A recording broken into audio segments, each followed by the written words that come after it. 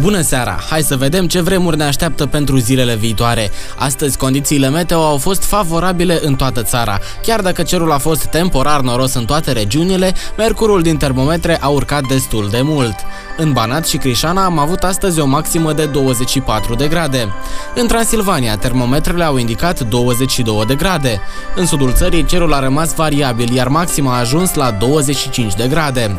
Au existat și condiții de ploaie aici. Am lăsat norii pe hartă și în zona Moldovei, alături de cele 21 de grade.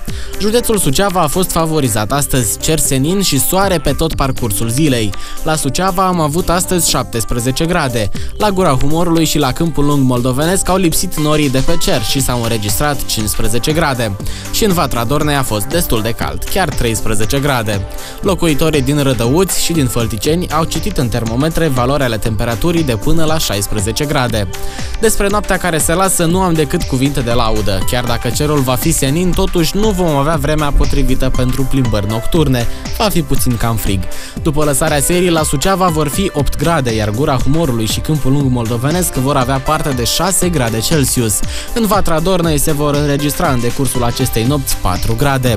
La Rădăuți și la Fălticeni vom avea o maximă de 6 grade. Sfârșitul de săptămână se anunță fără fenomene meteorologice deosebite. Soarele rămâne alături de noi.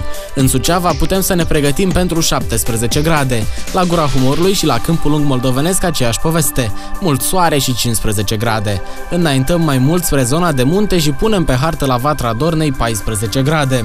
La Rădăuți și la Fălticeni vor fi 16 grade. Acestea sunt previziunile meteo pentru 17 aprilie. Se pare că vom avea un sfârșit de săptămână cu vreme frumoasă. Mai multe detalii în viitoarele rubrici meteo. Să aveți o seară liniștită, rămâneți alături de Bucovina TV.